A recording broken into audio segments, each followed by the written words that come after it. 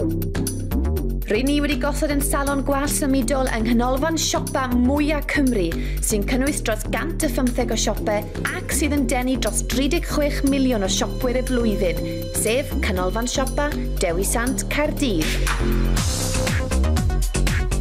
Heddiw ni'n chwilio am bobl ar y stryd sydd angen trawsnewidiad.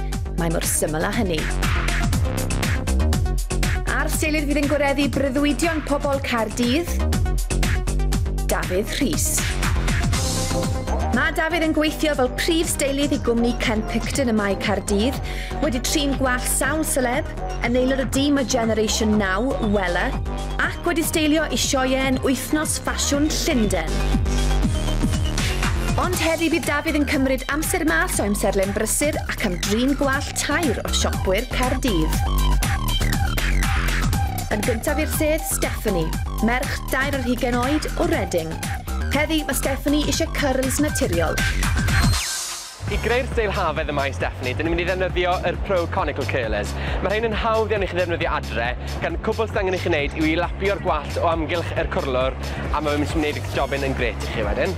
Mae Dafydd yn mynd ati i gyrlio'r gwallt o amgylch y tongs.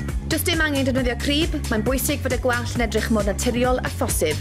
I orffen, olew gwallt. Mae hwn yn mynd i stopio'r steil i edrych yn rhy perffaith mewn ffordd, a i wneud ei edrych fel sydd wedi bod mewn am ychydig, a bod e'n reit naturiol wedyn.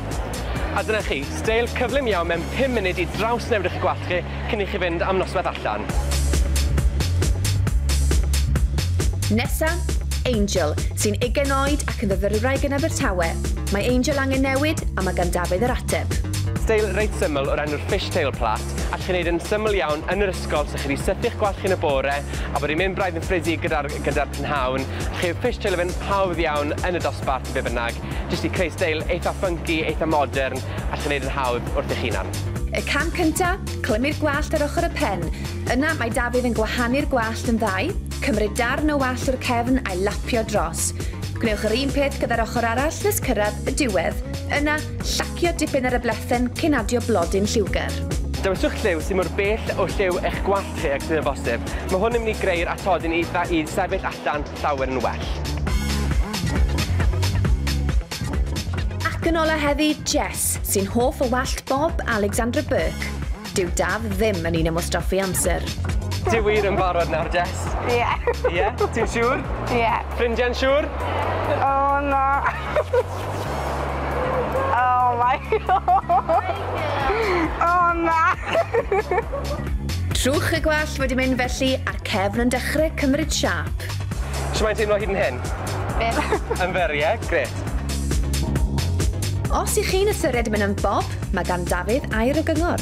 Mae steilydd chi'n mynd i fod yn gwybod yn iawn pwy oedd Bob dyle fod yn siwtio chi. Mae yna wyneb crwn angen Bob reit hir, gwyneb hir angen Bob ychydig yn fyrrach, ond hefyd mae fe gyn dibynnu ar eich steil personol chi. A be mae Jess yn feddwl? Wow. Oh my gosh, mae'n gret. Diolch. Croeso.